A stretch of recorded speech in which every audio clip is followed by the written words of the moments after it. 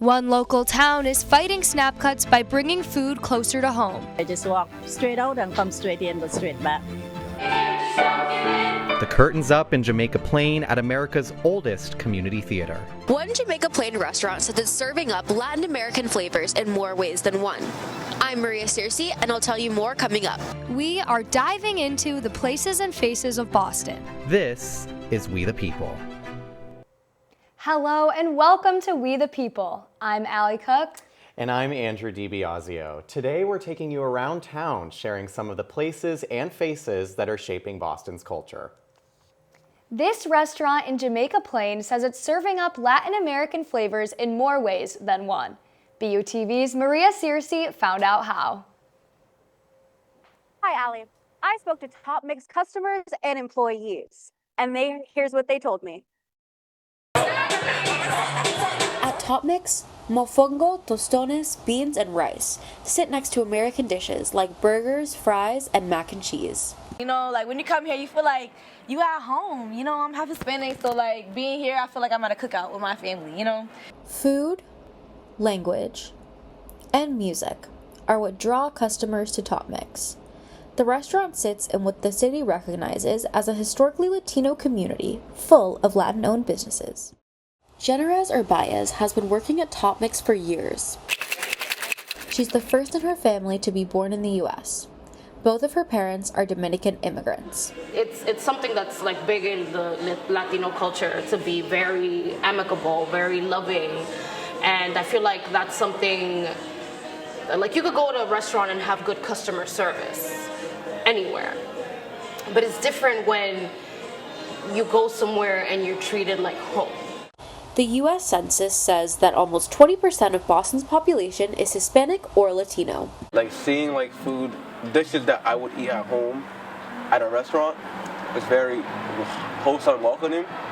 Makes it like, okay, wow, okay. Like, I could order this outside of my own house. So, yeah, and then like the greetings of like, you know, English to Spanish to whatever language the bartender or the guest speak, it's very comfortable.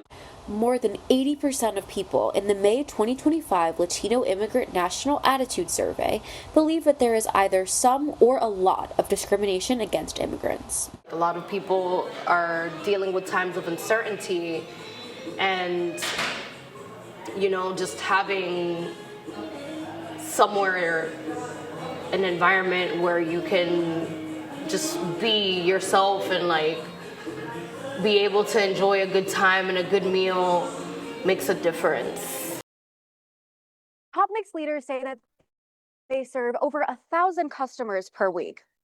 For BUTV, I'm Maria Circe.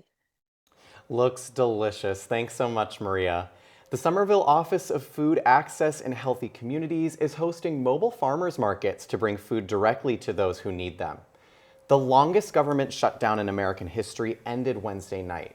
This citywide concern about federal food benefits hit at a time when the Greater Boston Food Bank and Mass General Brigham say 1 in 3 citizens are food insecure. Loyal market shopper Bernadine Bass says she doesn't have to worry because the food and market come right to her. But it feels good to know that you can get food. Somerville will continue hosting these offerings through the holiday season at its Saturday Winter Farmers Market at the Center for the Arts at the Armory. Food, painting, and dancing were all part of the MFA's celebration of the Hindu festival of Diwali last month. Bringing community together. I think the MFA has done a good job. I think this is the first time I heard of like a big Diwali event happening in Boston, so it's kind of nice that that's happening. I think they've definitely also like been honoring it religiously and culturally as well by like showcasing authentic artists and like local performers. The MFA plans to continue its third Thursday events throughout the year, celebrating different cultures across Boston. November is Native American Heritage Month. The Institute of Contemporary Art is highlighting paintings, sculptures, and video works by 15 Indigenous artists in an exhibit titled An Indigenous Present. ICA curatorial assistant Max Gruber says Native American art has been made in niche markets for a long time, but is still underrepresented in mainstream art institutions. Organizers say they want to dispel the idea that art by and for Native Americans is a monolith. Sky Hopinka, a video artist from the Ho-Chunk Nation and the Pechanga Band of Luiseno Indians, has 2 works on display.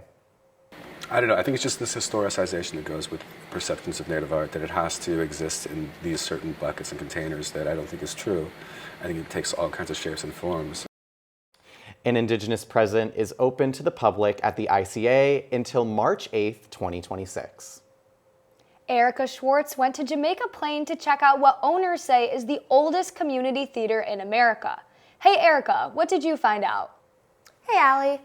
I spoke to cast and crew at the Footlight Club in JP, and they talked with me about what they say makes the theater so special to them and the community. Here's some more of what they told me. This isn't Broadway, but this is Jamaica Plain, and the Footlight Club's production of Matilda. The Footlight Club was established in 1877, so they're the oldest continuously operating community theater in America. Members of the community have been drawn to the theater for creative expression, whether that's acting or volunteering behind the scenes. Bean says that's what drew her to the theater in 2008. People out in our communities that have so many talents other than what you see on the surface or what they do for work. Like Gabrielle Holm-Miller. She's a teacher by day and an actress rehearsing for Matilda by night. It's great for locals to be able to come see the shows, and really exciting to be a JP resident and performing right here in my own town, in my own neighborhood. Executive Director of JP South Main Street's Ginger Brown calls the Footlight Club a hidden gem in that it helps Jamaica Plain feel like a small town inside of a big city. You know, we like to think of the Footlight Club in Elliott Hall, which is the building that it's called, Jamaica Plain's living room. Bean says the Footlight Club tries to bring in even more of the community with sensory-friendly performances for each show, so that neurodiverse adults and families with young kids can come see the shows. And at these shows, they leave the house lights on, possibly mute loud sounds, and bring out potentially scary characters before the show begins. Going forward, Footlight Club says they want to bring in ASL interpreters so even more people can see shows at Footlight Club. Back to you, Andrew and Allie. Looks like so much fun. Thank you so much, Erica. That's going to wrap up our show for today. Thank you so much for watching We the People. I'm Andrew DiBiasio. And I'm Allie Cook. Take care and have a wonderful rest of your day.